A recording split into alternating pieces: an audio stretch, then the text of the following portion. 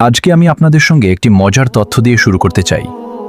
আপনি কি জানেন, একটি সাধারণ বাঁশের চারাগাছ তার প্রথম 4 থেকে 5 বছর মাটির নিচে থাকে, আর সেখানে তার একটি বিস্তৃত শিকড়ের জাল তৈরি করে। এই সময়টায় উপরে তার কোনো বৃদ্ধি দেখা যায় না, কিন্তু 5 বছর পর যখন তার ভিত প্রস্তুত হয়, তখন মাত্র কয়েক সপ্তাহের মধ্যে এটি আকাশ ছোঁয়ার মতো উঁচু হয়ে যায়।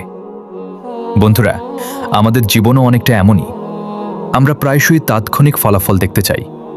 আমরা চাই আজকে পরিশ্রম করব আর কালকে সফলতা আমাদের পায়ের কাছে নত হবে। কিন্তু বাস্তবতা হলো, সাফল্যেরও একটি গোপন শিখর থাকে। সেটি হলো ধৈর্য, অধ্যবসায় এবং আত্মবিশ্বাস। জীবনে প্রতিটি মানুষই বাধার সম্মুখীন হয়, হোঁচট খায়, পড়ে যায়। আজকে আপনিও যদি কোনো সমস্যায়, হতাশায় বা ব্যর্থতায় ভুগছেন, তাহলে আমি বলবো অভিনন্দন। কারণ আপনি নিজেদের সীমারেখা টেনে দেননি, আপনি লড়াই চালিয়ে যাচ্ছেন।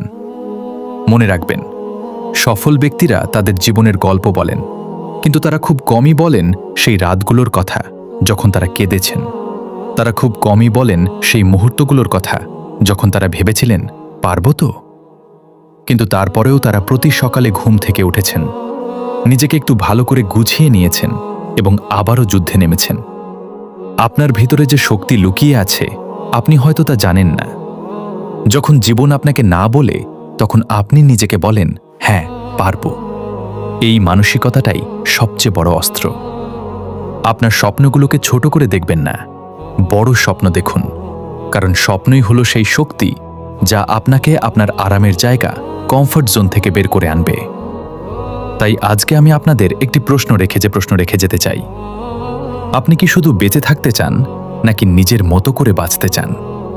আপনি কি প্রতিদিনের রুটিনে অভ্যস্ত হয়ে যেতে চান, নাকি নিজের ভাগ্যের চিত্রনাট্য নিজে লিখতে চান?